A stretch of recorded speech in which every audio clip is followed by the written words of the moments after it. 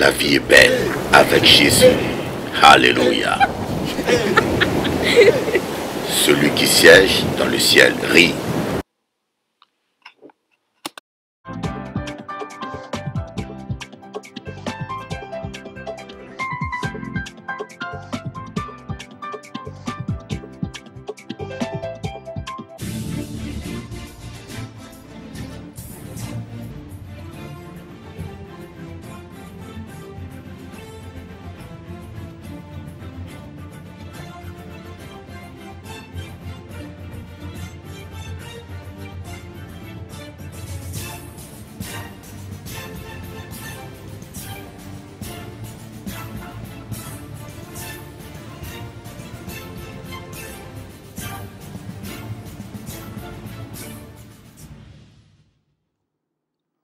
Bonjour chers amis téléspectateurs, c'est avec une très grande joie que ce matin je suis avec vous.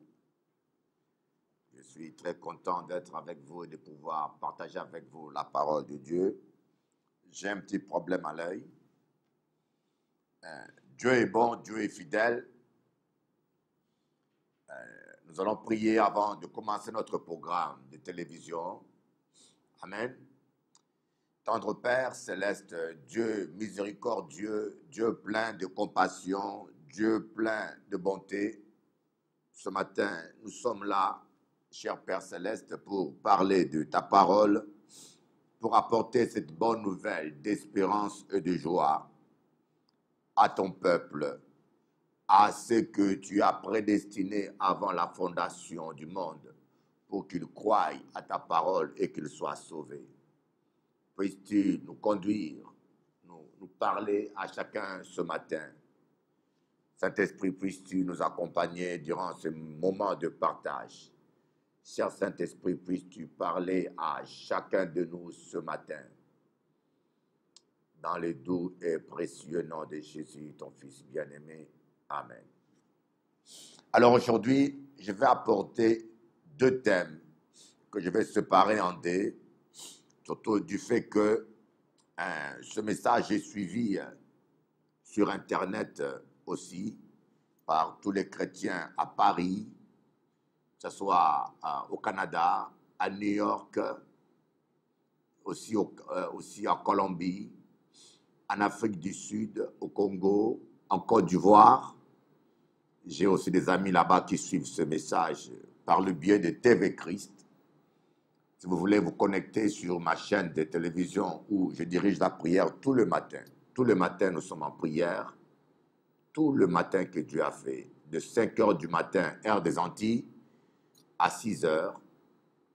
Et parfois, d'après la disponibilité, je dirige une prière en direct tous les 3 heures.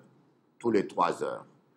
Et je peux vous dire que c'est formidable et c'est fantastique le moment que nous passons. Je tiens à saluer tous mes amis de l'Internet qui sont là. Que Dieu vous bénisse. Donc, et le problème qui se passe, j'ai 2 émissions. J'ai une autre encore en Martinique, sur TV, sur Zouk TV aussi. Et ce qui fait que cela passe par le câble. Ce qui fait que parfois, en Martinique, je suis en avance sur certains thèmes d'enseignement que je trouve indispensables pour la Guadeloupe aussi, parce que je trouve que je dois apporter la même chose dans les 2 îles, pas favoriser aucune île, parce que les 2 îles sont aussi belles l'une que l'autre. Amen. Alors, j'aimerais faire un petit remake. On parlera en 2 volets. D'abord, je parlerai de la parole, persévérer sur la parole de foi prophétique.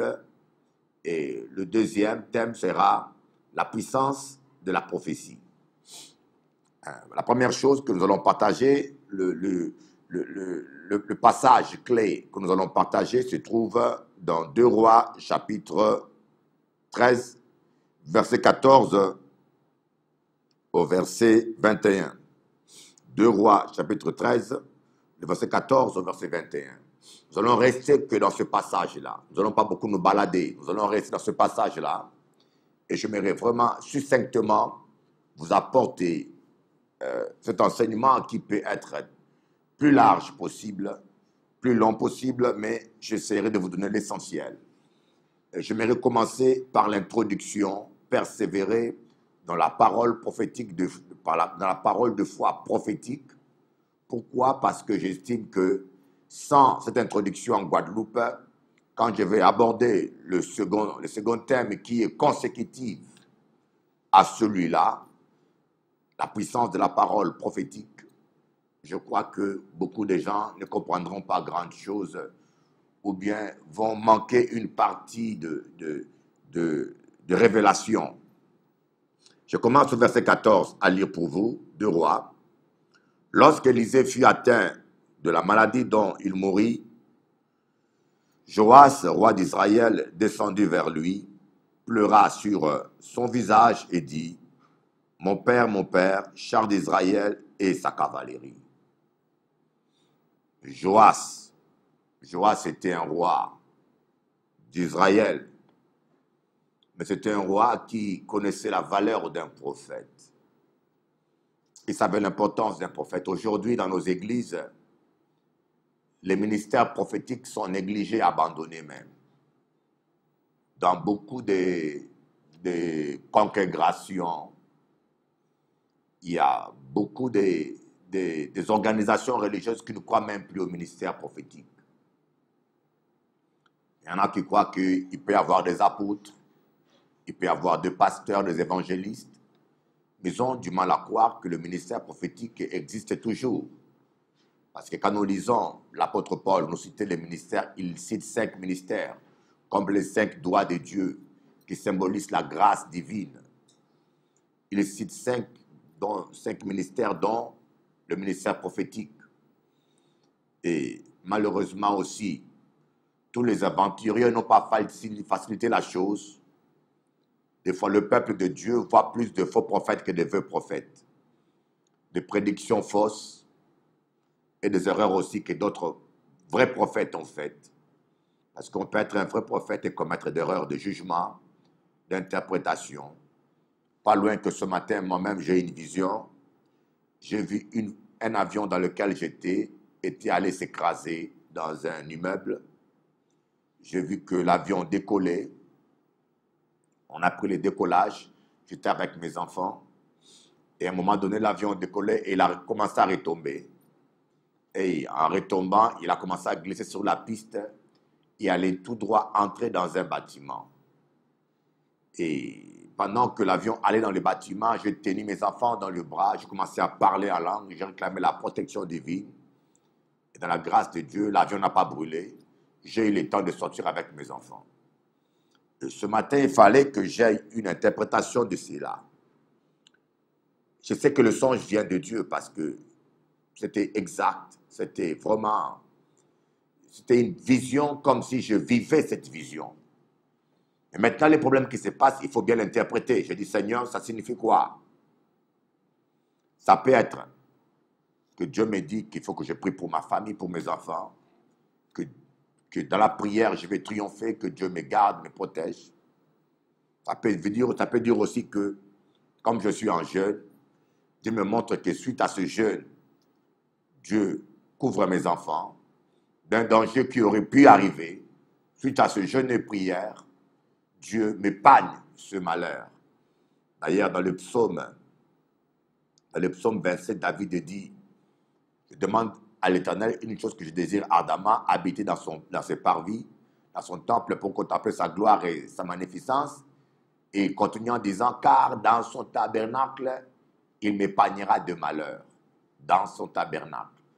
Ça veut dire que quand on est vraiment en prière et en communion, en prière, on est en ordre avec Dieu, en harmonie avec la parole de Dieu, on s'évite beaucoup de malheurs, on s'évite beaucoup de problèmes. Quand vous êtes dans l'onction, continuellement en communion avec le Saint-Esprit, vous devenez invisible au radar du démon. C'est comme si votre vie est cachée en Christ. Vous devenez comme le F-16, l'avion de chasse américain. Vous devenez comme le F-16, c'est le seul avion qui est invisible au radar. Votre vie devient cachée en Christ parce que vous êtes en Christ en communion parfaite avec lui. Et qu'est-ce qui se passe? Le démon, le diable, ne te voient plus dans leur radar. Il ne sait plus où te repérer. S'ils avaient un plan pour t'attaquer, il ne sait plus où tu habites. S'ils avaient un plan pour te faire du mal, ils ne savent plus te retrouver. Parce que ta vie est cachée en Christ. Mais lorsqu'on est entièrement caché en Christ, mais lorsqu'on est chrétien et qu'on a des péchés à côté, ou qu'on a des ouvertures, des accès, on a des choses qui appartiennent à l'ennemi. Ces choses-là permettent à l'ennemi de savoir où nous sommes. Ils viennent les réclamer. Comme Christ a dit, l'ennemi vient, mais il n'a rien à moi. Donc il n'a rien à réclamer à moi. Je donne ma vie de moi-même. Voilà un peu ces choses qui sont merveilleuses, n'est-ce pas? Des fois, quand on a un songe comme ça, prophétique, il peut avoir 3 sens, 3 interprétations. Et voilà pourquoi moi, je ne me précipite jamais ni de faire des prédictions ou dire des choses tant que j'ai la certitude de la révélation exacte, de l'interprétation exacte de ce songe. Plusieurs fois, j'ai eu des songes comme ça, concernant l'avenir, concernant plein de choses. Je les ai mal interprétés, et puis je suis allé complètement à côté. Mais le songe était réellement de Dieu. Et avec le temps, ce songe se réalise, mais d'une autre manière. Et je me rends compte que Dieu m'avait réellement parlé, mais c'est moi qui l'ai mal interprété. Alors faisons attention comment on interprète les songes que nous recevons. Prenons le temps de prier. Quand vous recevez un songe, une vision, prenez le temps de prier pour que Dieu puisse vous donner l'interprétation exacte. Parce que Dieu parle réellement par des songes. Je crois réellement à cela. Ici, Élisée était un prophète exceptionnel, extraordinaire. Parce que durant sa vie, il avait une parole de connaissance puissante. Dans la grâce de Dieu, il pouvait voir le plan que le roi de Syrie, le plan que les ennemis d'Israël faisaient pour attaquer Israël. Ainsi, le roi Joas le consultait régulièrement pour savoir de quel côté Israël serait attaqué, à un tel point que le roi de Syrie fut un jour agacé. Il pensait qu'il avait un espion dans sa maison. Il dit, ce n'est pas possible. Chaque fois que je vais attaquer Israël, à gauche ou à droite, ou par le centre, où je divise mon troupeau en 3 ou à 4, j'ai l'impression qu'il y a quelqu'un qui communique au roi d'Israël mes plans, parce qu'il est toujours devant mon chemin, il me contre toujours. C'est ainsi que ces serviteurs diront, mais non, roi, en Israël, il y a un vrai prophète. Cet homme-là voit tous tes plans. Alors, et je crois que c'est si important que le païen dise, en Guadeloupe, il y a un vrai prophète. Il est temps que Chirac ou Sarkozy disent, à Paris, il y a un vrai prophète. Voilà pourquoi nous sommes en jeûne et nous sommes en prière avec toute mon église et avec certains de nos amis qui sont sur TV Christ, parce que nous avons assez de voir le nom de Jésus complètement absent des médias français. Nous voulons le réveil en France. Nous voulons que ces gens-là puissent dire, mais tiens, il y a un miracle qui s'est passé là. Mais tiens, cet événement-là, il y a un prophète qui l'a prédit et cela s'est réalisé. Il est temps que la France soit secouée. Et nous croyons que cela est possible. Nous croyons franchement que cela est possible. Nous savons que nous ne sommes pas en train de fantasmer ou de rêver. Nous avons la foi, nous croyons que si le peuple de Dieu s'humilie, se détourne de ses mauvaises voies et recherche la face de Dieu, Dieu l'exaucera des cieux et guérirait son pays.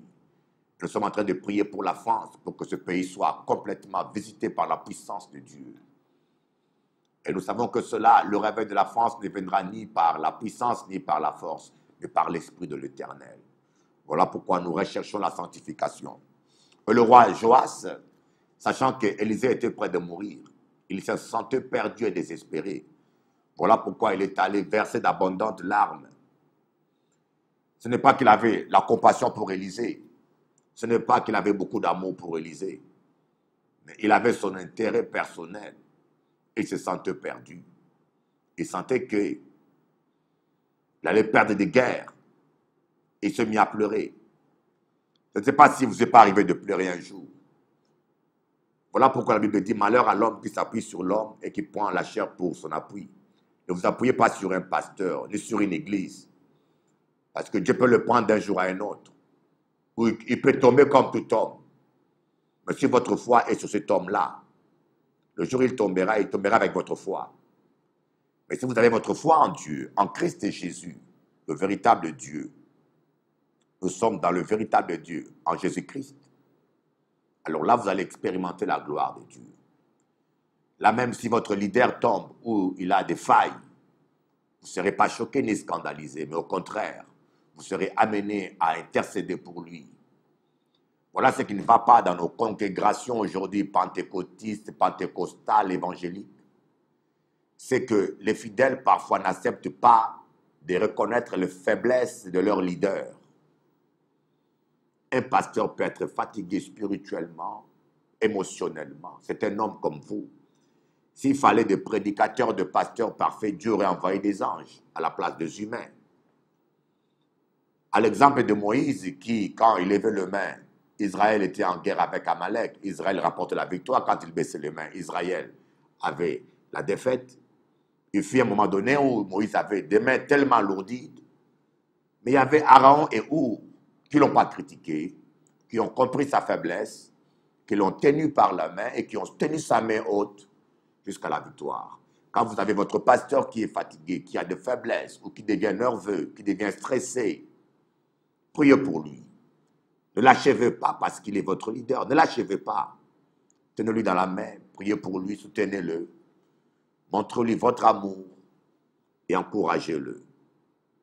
Et c'est ainsi que toute l'Église, corps de Christ, va avancer et triompher dans ce monde hostile, hostile à l'Évangile, hostile à Jésus-Christ.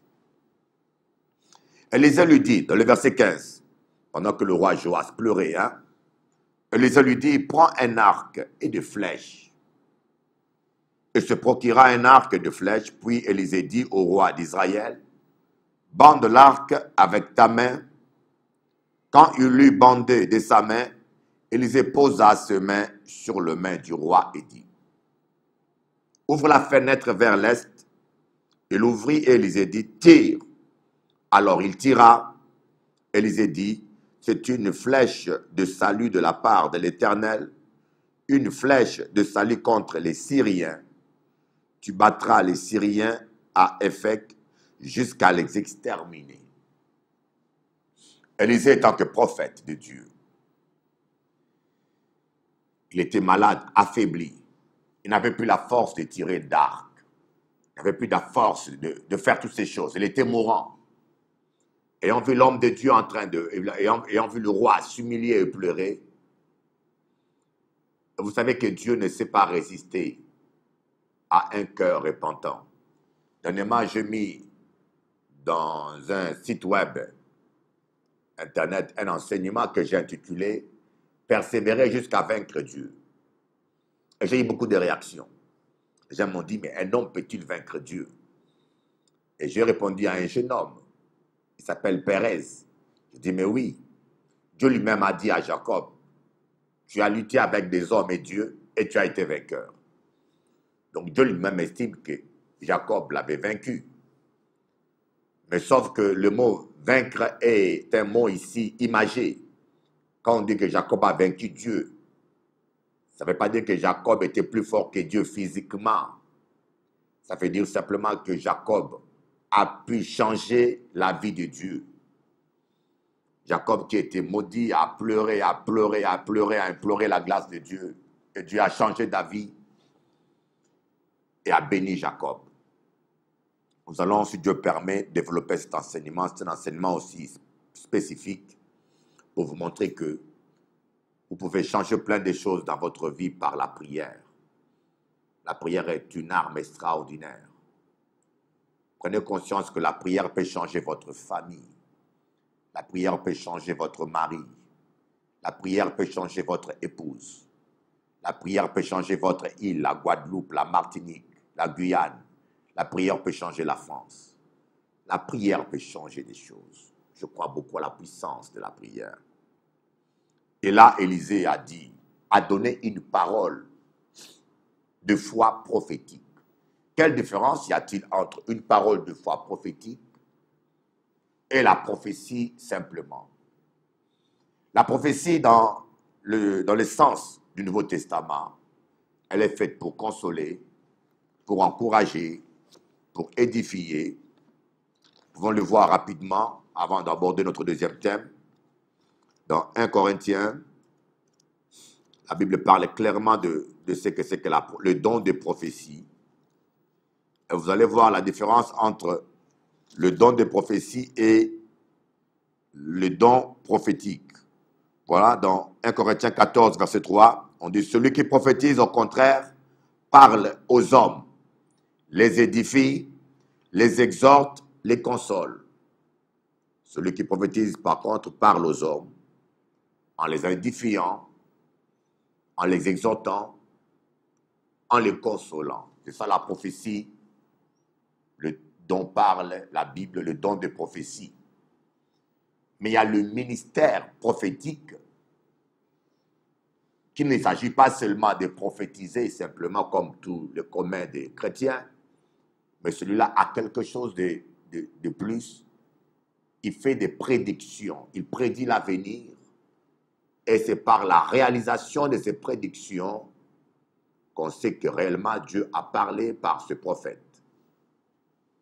Bien que cela ne veut pas dire qu'un prophète ne peut pas se tromper ou mal interpréter une prédiction. Ce n'est pas parce qu'un prophète s'est trompé qu'il est un faux prophète. Amen. Donc, nous voulons maintenant voir ici, dans Élisée qui a donné une parole de foi prophétique. Comme je disais, la différence entre la prophétie simple et une parole de foi prophétique. La prophétie simple, quand un homme prédit quelque chose, la réalisation de cette prophétie ne dépend pas de votre foi. Que vous y croyez ou pas, cela va arriver. L'une des prophéties que tous les chrétiens doivent croire, c'est le retour de Christ. Même le Coran, qui est antichrist, parle du retour de Christ. Parle du retour de Christ. Donc, Christ est celui qui reviendra pour le jugement dernier. Que vous y croyez ou pas, cela est ainsi. Donc, la prophétie pure et simple ne dépend pas de votre foi.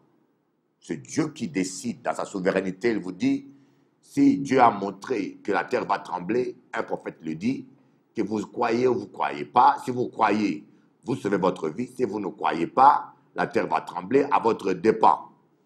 C'est ça la prophétie. Mais la parole de foi prophétique, c'est une parole qu'un prophète de Dieu, sous l'onction, prononce sur votre vie. C'est en quelque sorte une prophétie, mais dont la réalisation dépend de votre foi, de votre obéissance. Quand vous recevez une parole de foi prophétique et que vous persévérez dessus, vous restez fidèle, cela va s'accomplir. Mais si vous ne croyez pas, vous n'obéissez pas, vous n'allez pas le voir se réaliser. Et dans le milieu pentecôtiste, plusieurs fois, nous confondons ces deux choses. On dit, mais Dieu m'avait dit ça, mais comment cela n'est pas fait? Oh, extraordinaire. L'incrédulité annule les promesses de Dieu.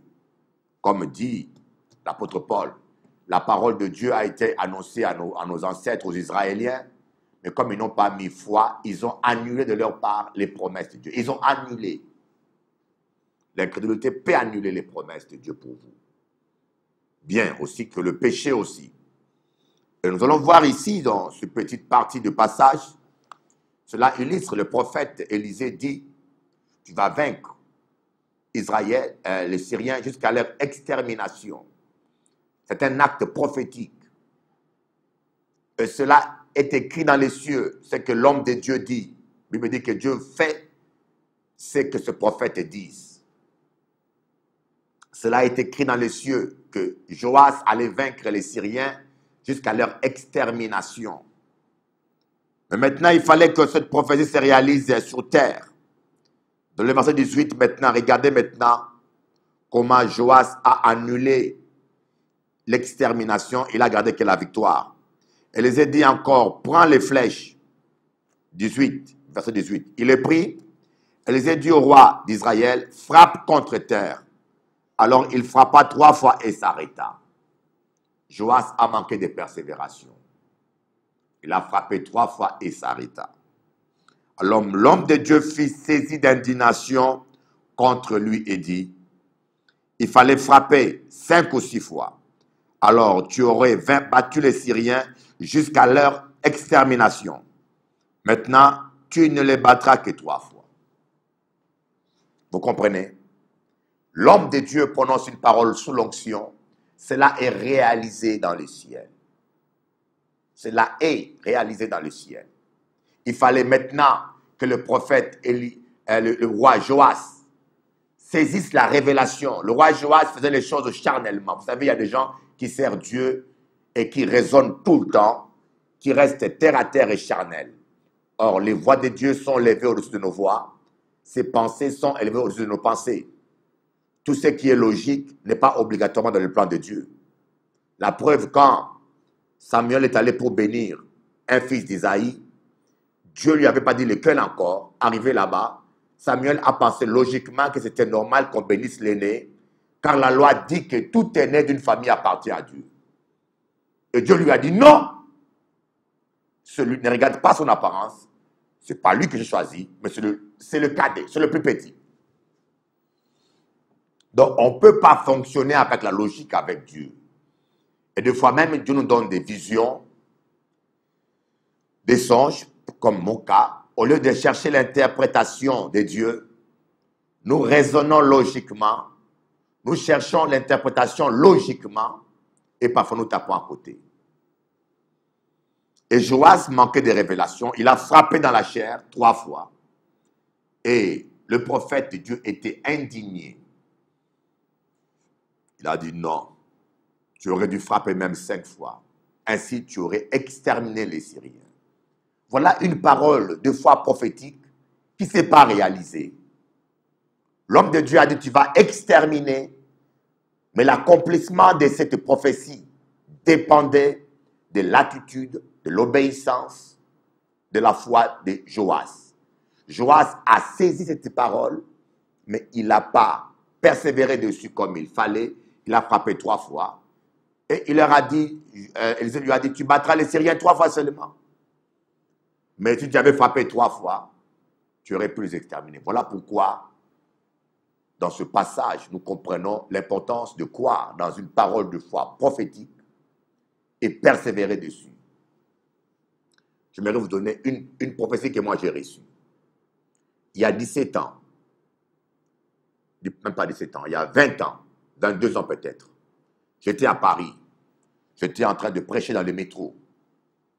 Et une nuit que j'étais en jeûne, je me suis endormi, je vis un ange de Dieu qui est venu. Il m'a dit, tu vas servir Dieu toute ta vie. Tu ne feras que ça. Et là, c'est Dieu qui m'a mis à temps plein. Et Dieu va beaucoup t'utiliser en Amérique. Moi, j'étais à Paris. J'avais encore combien? 19 ans ou 20 ans. Dieu va t'utiliser à Paris, en Amérique. Et le songe s'est arrêté. Je continue ma vie normalement. Et un jour, je voyageais. 20 ans après, me voilà en Guadeloupe, en Colombie, au Mexique, par-ci par-là en Amérique. Et une nuit, pendant que je priais, le Saint-Esprit m'a rappelé ces songes que j'ai eu 20 ans avant. Il m'a dit, te souviens-tu des songes que tu avais eus? J'ai dit, ah oui. Et tu te rappelles que je t'avais dit que Dieu m'utilisait beaucoup en Amérique? J'ai dit, mais oui, je suis aux Antilles, je suis en France. Mais la France, elle est où? La France est en Europe.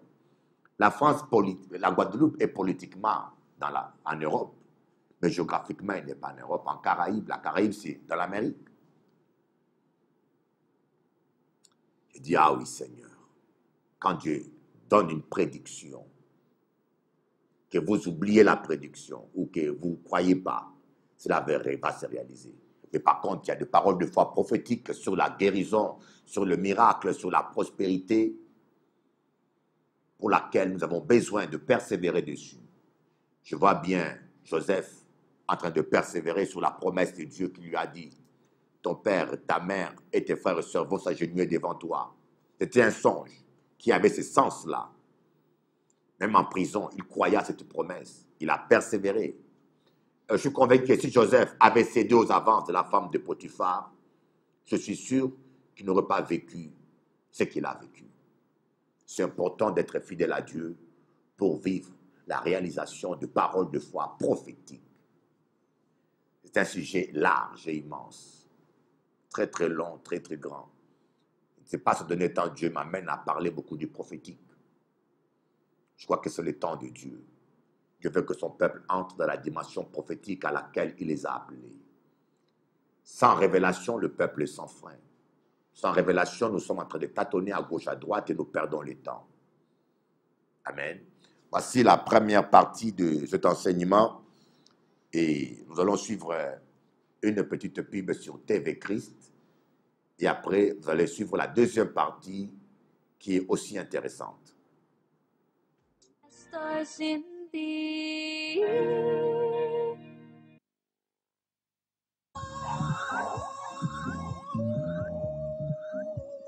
Dios tiene el control, parte 2, a cargo del apóstol Elili Siki desde Et Francia. vous devez vivre la parole de Dieu. Y debes vivir la palabra de Vous Dios. devez respirer la parole de Dieu. Todo lo que intento, todo ha fracasado. Hoy la espera desespera y tú no estás, porque perdida estoy sin ti, perdida.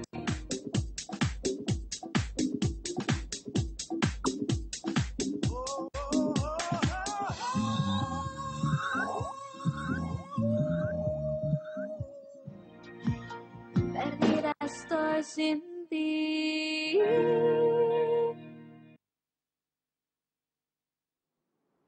Voilà, je suis très content. Vous avez vu TV Christ tout le matin, de 5 heures du matin à 6 heures.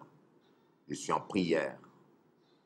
Nous sommes la seule chaîne sur Internet réellement de prière. Et je prie au minimum 3 heures avec tous les gens. À 6 heures, 5 heures du matin, heure des Antilles, ça veut dire à 11 heures de Paris. À midi, heure des Antilles, ça veut dire à 18 heures, heure de Paris. À 15 heures ou 16 heures, heure des Antilles, 20 heures, 22 heures, heure de Paris. Et je peux vous dire que ça fait du bien, nous en avons besoin. Parce que je crois que, je me dis, assez de prédication et d'enseignement sur la prière. C'est le temps de prier maintenant. Prions. Et j'ai beaucoup de catholiques aussi qui viennent prier avec moi. Des catholiques. J'ai appris à aimer les gens, quelle que soit leur religion, à leur donner la parole de Dieu et à laisser le Saint-Esprit amener chaque personne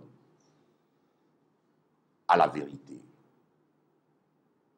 La deuxième partie, nous allons parler maintenant de la puissance de la parole prophétique. La puissance de la parole prophétique. Toujours dans 2 Rois, chapitre 13, on va lire le verset 20 au 21. C'est plus court. Élisée mourut. Élisée mourut et on l'ensevelit. L'année suivante, des troupes des Moabites pénétrèrent dans le pays. Il arriva qu'on ensevelissait un homme, et voici qu'on vit une de ses troupes. On jeta l'homme dans la tombe d'Élisée, et l'homme alla toucher les ossements d'Élisée. Il reprit vie et se dressa sur ses pieds. C'est extraordinaire. C'est extraordinaire. C'est vraiment, vous savez, et là j'ai quelque chose de profond, comme je peux vous dire, de réma. Pourquoi je vous dis c'est réma? Comment je vous dis réma, c'est que je vous donne quelque chose que je n'ai entendu de la bouche d'aucun homme. Ça fait 30 ans que je suis chrétien. Ça fait 30 ans, 33 ans que je suis chrétien. Je n'ai jamais vu un prédicateur donner cette révélation. Je n'ai jamais entendu un homme donner cette révélation. Je n'ai jamais vu ça dans aucun livre, ni dans un cours de théologie. Voilà pourquoi je peux dire que ce que je vous donne là, c'est Jésus-Christ lui-même qui me l'a donné. C'est vraiment une révélation. Peut-être qu'il y en a d'autres qui l'ont reçu aussi. Mais de ma part, c'est vraiment, ce n'est pas la chair et le sang, ce n'est pas une lecture qui m'a donné ça, c'est le Saint-Esprit lui-même. Alors, suivez un peu l'explication. J'aimerais relire ça encore, c'est très beau. Élisée mourut et on l'ensevelit. La nuit suivante, les troupes des Moabites pénétrèrent dans le pays. Il arriva qu'on ensevelissait un homme, et voici qu'on vit une de ses troupes. On jeta l'homme dans la tombe. L'homme alla toucher les ossements d'Élisée. Il reprit vie et se dressa sur ses pieds. C'est extraordinaire. Écoutez-moi bien. Élisée était un serviteur d'Élie. Élisée même était défini pas comme un certain prophète ou un certain étudiant, mais il était reconnu comme un serviteur d'Élie. On l'appelait l'homme qui lavait les mains d'Élie. Quand Élie devait manger, Élisée lavait ses mains. Il amenait l'eau. C'était son serviteur. En un mot, son domestique. Être domestique de quelqu'un, il faut avoir l'humilité, n'est-ce pas? Pour être domestique de quelqu'un, il faut être l'humilité. Les gens veulent servir Dieu. Quand vous suivez des cours de théologie, vous aurez des diplômes, vous aurez la tête remplie, mais vous n'aurez pas le manteau. Il y a beaucoup de pasteurs qui n'ont pas de manteau, qui ont des diplômes, qui savent bien parler, mais ils manquent de manteau. Et le manteau, c'est autre chose. C'est une grâce particulière qui vous donne un statut particulier, qui vous donne des capacités particulières. C'est une grâce qui travaille par elle-même. Le manteau lui-même fait des miracles. Il travaille par lui-même. Le manteau. Et pour avoir le manteau d'un homme de Dieu, il faut être à son service. L'honorer, le respecter. En quelque part, devenir son serviteur. Ce n'est pas étonnant, c'est biblique ce que je vous dis. Comment pouvez-vous servir Dieu que vous ne voyez pas si vous ne pouvez pas servir l'homme que Dieu a établi? Comment pouvez-vous aimer Dieu que vous ne voyez pas si vous n'avez pas aimé votre frère et soeur que Dieu a mis à côté de vous? Josué aussi a eu le manteau de Moïse. Et Josué était comme le domestique, comme un garde-corps de Moïse. Quand Moïse allait gêner, Josué était là, en train d'attendre son maître, patiemment pendant 40 jours. Mais il était là, fidèle. Il aimait tellement Moïse, parfois il était jaloux pour Moïse. Vous vous rendez compte? Et un jour que Élie a su que Dieu allait l'enlever, les bruits se sont répandus partout que Élie va être enlevé. Et Élisée était au courant. Mais vous savez, des fois, Dieu veut nous bénir, mais il nous met d'abord à l'épreuve. Pourquoi des fois Dieu exige que nous persévérons? Pourquoi parfois Dieu peut nous guérir aujourd'hui, mais ne nous guérit pas aujourd'hui? Pourquoi parfois Dieu qui peut nous bénir aujourd'hui, mais ne nous bénit pas aujourd'hui? Parce que Dieu ne donne pas les choses saintes aux chiens. Écoutez-moi, Dieu ne donne pas les choses saintes aux chiens. Et Dieu ne donne pas l'onction à des chiens, à des gens qui reçoivent l'onction et qui vont encore dans le péché après. Vous comprenez? Voilà pourquoi Dieu, prenez un collier d'or, mettez-le dans le cou de votre chien et prenez un collier d'argent ou de métaux, du métal simple, mettez-le dans le cou de votre chien. À vos yeux, il y a une différence. Pour votre chien, il n'y a pas de différence. Un collier d'or ou un collier en barre de fer rouillé, les chiens, en un mot, s'en foutent complètement. Pour lui, c'est pareil. Mais Dieu ne veut pas que cela soit ainsi. Dieu veut que tu apprécies la grâce qu'il te donne. Voilà pourquoi, des fois, avant de bénir un homme, il exige. Pour Jacob, il a exigé que Jacob se batte et persévère. Et quand il a vu que Jacob s'est battu à persévérer, il a frappé à l'articulation de la hanche et il a béni. Pourquoi il a frappé à l'articulation de la hanche? C'était pour que l'onction puisse demeurer, pour que la bénédiction puisse demeurer. Parce que pour que la bénédiction puisse demeurer dans la vie de Jacob, il fallait que Jacob change la manière de marcher, qu'il ne marche plus comme un voleur, qu'il ne continue plus à mentir, mais qu'il change. Parce que l'onction de Dieu, les mensonges, le vol et la convoitise ne peuvent pas cohabiter ensemble. Pareil aussi Élisée, Élie a mis Élisée en épreuve. Élie a dit 3 fois à Élisée, laisse-moi partir. Élisée a dit, Seigneur, tant que tu es vivant, je ne te lâcherai pas. Parce qu'Élisée voulait avoir l'onction. Et lorsqu'Élie est arrivé là où il devait être enlevé, Élie a demandé à Élisée, qu'est-ce que tu veux que je te donne? Oh, quelle question. Élisée a dit, je veux la double portion de ton esprit.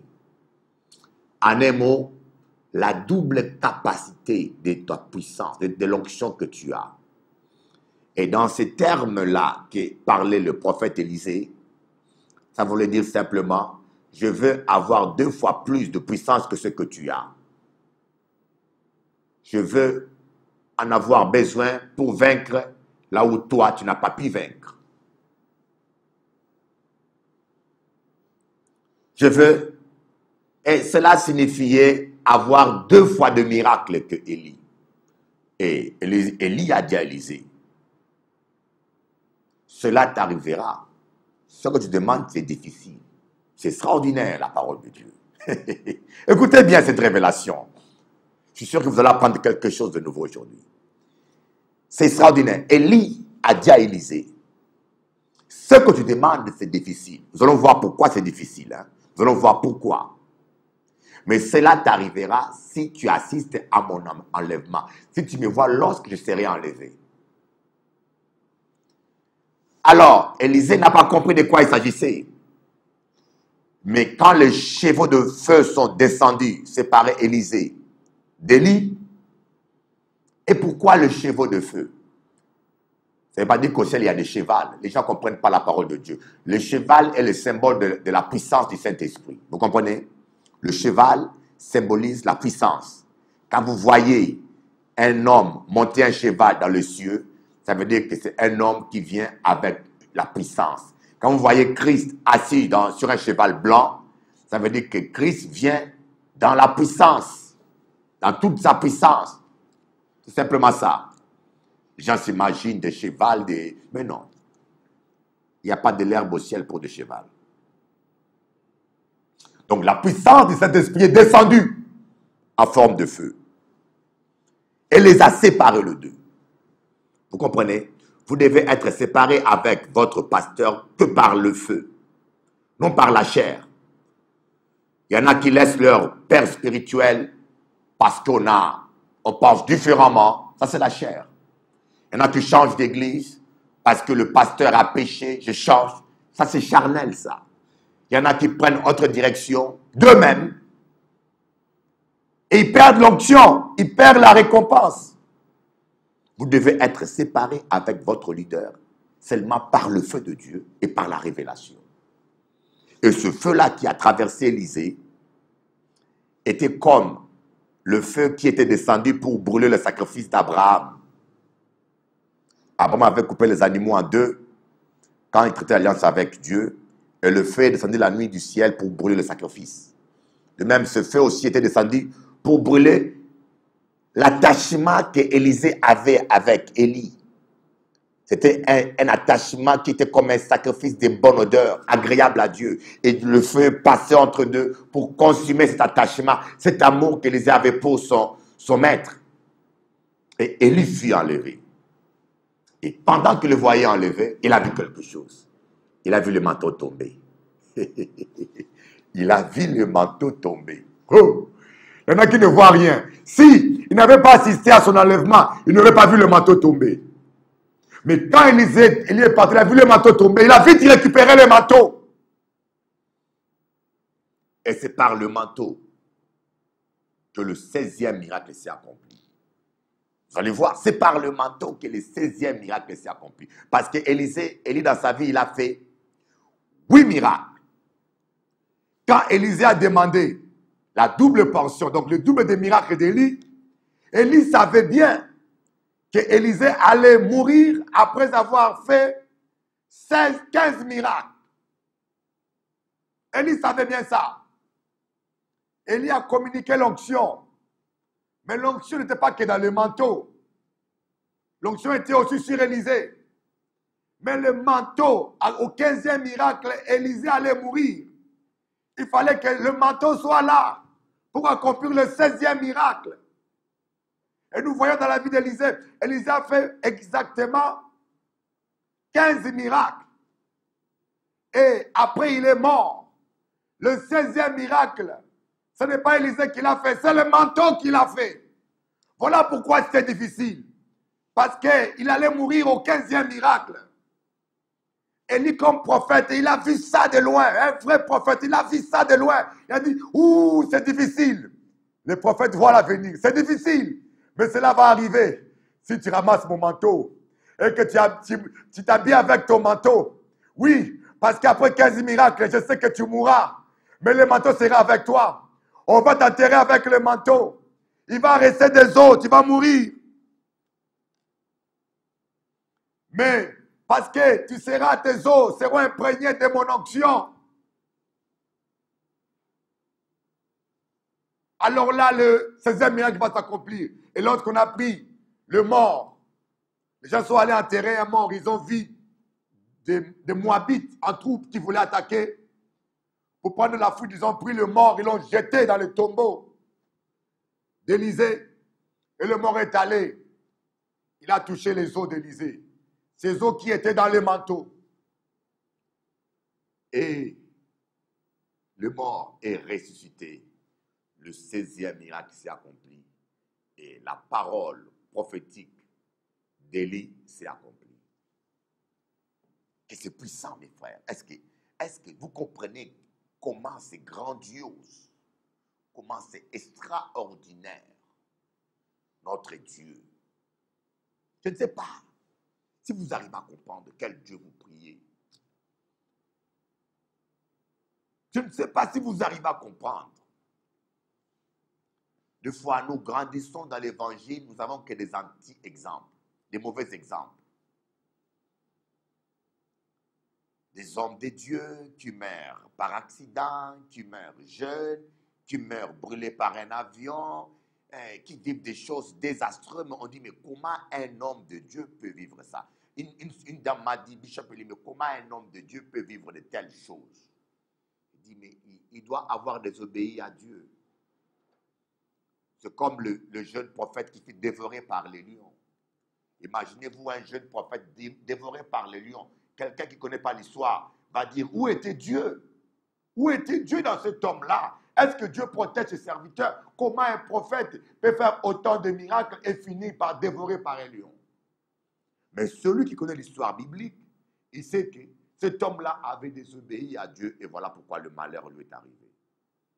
Le malheur nous arrive toujours parce que nous sommes parfois dans la désobéissance. Ce que Dieu t'a promis va s'accomplir. Voilà la bonne nouvelle que j'aimerais te dire. C'est que Dieu t'a promis. Et moi, je crois, vous savez, des fois, Dieu m'a donné une image, là, le Saint-Esprit. Quand nous lisons dans Éphésiens, allons-y un peu. Dans Éphésiens. Oh, chaka ta parole est vérité. Amen. Ta parole est vérité. Amen. Alléluia. Éphésiens chapitre 1, le verset 3. Béni soit le Dieu et Père de notre Seigneur Jésus-Christ, qui nous a bénis de toute bénédiction spirituelle dans le lieu céleste en Christ. Ça veut dire quoi? Je vais répéter. Éphésiens chapitre 1, verset 3. Béni soit le Dieu et Père de notre Seigneur Jésus-Christ, qui nous a bénis de toute bénédiction spirituelle dans les lieux célestes en Christ. Ça veut dire quoi? Ça veut dire que dans le lieu céleste, il y a comme un compte en banque. Tu as un compte en banque que Jésus a ouvert pour toi, dans lequel il a mis 10 millions d'euros pour toi. Ah oui, oui. L'argent n'appartient pas au diable. Mais ces millions-là existent spirituellement, mais pas physiquement, spirituellement. Il a mis la guérison dedans pour toi. Il a mis des maisons. Il a mis même ton ministère. les enfants que tu auras, tout dans ton compte à banque céleste. Maintenant, lorsque tu mets ta foi en Dieu, l'argent ce qui est dans le compte en banque céleste, en Christ, est viré directement dans ton compte terrestre ici. Tu vois l'accomplissement du miracle. Alléluia. Tu vois l'accomplissement du miracle sur terre. Mais lorsque tu crois, voilà pourquoi on dit Abraham crut en Dieu. Parce qu'il avait les étoiles dans les cieux. Il y avait les étoiles. Les étoiles étaient l'image spirituelle de une réalité vraiment de la descendance d'Abraham. Mais cette descendance existait dans le compte céleste. Lorsqu'Abraham a cru à cela, cela fut viré dans ses reins, dans ses entrailles. Dans son compte en banque terrestre, le virement fut fait. On dit Abraham crut en Dieu et cela lui fut compté à justice. Il a reçu, justifié par cette foi. Mes frères, croyez en Dieu, quoi qu'il vous arrive. Imaginez-vous, Élisée malade. Il me reste 5 minutes là. Élisée malade. Élisée qui souffre. Élisée qui a des problèmes. Mais l'onction de Dieu était là. Élisée meurt. Mais le Saint-Esprit dit, je dois accomplir la prophétie d'Élie. Qu'il pleuve ou qu'il neige. On prend Élisée, le mort, on le met dans le cercueil. On l'emballe avec des draps. L'onction dit, je ne partirai pas jusqu'à ce que j'accomplisse ce que Dieu a dit. On prend Élisée, on le met dans le trou. Élisée pourrit, le corps se décompose, il sent mauvais. Mais l'onction a dit, je ne quitterai pas ce corps jusqu'à ce que j'aie accompli le 16e miracle. La chair disparaît, la putréfaction, les petits vers viennent. Tous les hommes fuient. Personne ne peut encore voir cet homme qui sent mauvais. Mais l'onction est restée là. L'onction est restée là, fidèle. Il faut qu'il accomplisse la parole de Dieu. Il n'est resté que des os. Mais l'onction est restée là. L'onction a dit, je dois accomplir la parole de Dieu. Le ciel et la terre passeront. Pas question. Il faut que le 16e miracle s'accomplisse. Jusqu'à ce qu'on a pris un mort. On l'a jeté par accident dans le trou. Je ne sais pas si ce mort était un voleur ou un bandit ou un escroc. Mais l'onction a dit, peu importe. Voilà l'occasion, il faut que le miracle s'accomplisse. Résurrection. Si Dieu peut utiliser même les os des morts pour accomplir sa parole, mon ami, tu vaux plus que le cadavre des morts. Tu vaux plus que les os des morts. Crois, mon ami, ne te sous-estime pas. Christ en moi, c'est l'espérance de la gloire et de la résurrection. Christ en moi, c'est l'espérance de la gloire et de la résurrection. Je veux que tu reprennes foi, que tu comprennes que ce que Dieu t'a promis s'accomplira. Même si ça sent mauvais autour de toi, même si tu sens que le temps passe, même si les gens disent, même si le vent contraire souffle, même si les gens s'opposent, c'est normal qu'il y ait une opposition. C'est normal lorsque tu vas à l'autre rive que le vent contraire souffle. C'est normal lorsque tu veux changer de dimension que l'ennemi vienne s'opposer à toi. C'est normal. Mais ne te décourage pas. Ce que Dieu a dit s'accomplira dans ta vie. Que Dieu vous bénisse beaucoup. J'aimerais vous dire, tous les dimanches matin, je suis à Bergevin, en face de Cache à Faire. Tous les dimanches matin à 9h. Nous avons culte à Bergevin en face de Cache à Faire. Et Dieu fait beaucoup de miracles. Beaucoup de miracles. Venez voir. Des délivrances, des miracles. Et tous les soirs, à 17h, je culte à la zone artisanale, à la zone Rivière-Roche, en Martinique, à 17h. Tous les lundis, à 18h, j'ai émission en direct, Zouk TV, aussi en Martinique. Et tous les mardis soirs, à 19h, j'ai réunion d'enseignement en Martinique, à Rivière-Roche. Tous les mercredis soirs, je suis en Guadeloupe, à 18h. À 18h30. Et ça continue comme ça. Donc on a culte demain, on a culte ce soir, cet après-midi, à 15h, à Marie-Galante, à la rue du Vieil Arbre, à 15h ce samedi. On a culte demain matin à 7h15 à l'église de Moule, en face de la CAF, avec pasteur Français. Et culte à 8h avec pasteur Lycien à la rue de la République à Saint-François. Culte à 9h à Bergevin, en face des caches-affaires à Bergevin. Et à 17h à Rivière-Roche à Moule. À Rivière-Roche à Martinique. Rivière-Roche, vous allez au centre, pas loin de déchets là, au centre, vous allez voir. Vous avez mon téléphone pour avoir toute information. Que Dieu vous bénisse et que Dieu bénisse les techniciens qui font son travail bien. Que Dieu bénisse Canal 10 et que Dieu bénisse la Guadeloupe. À bientôt.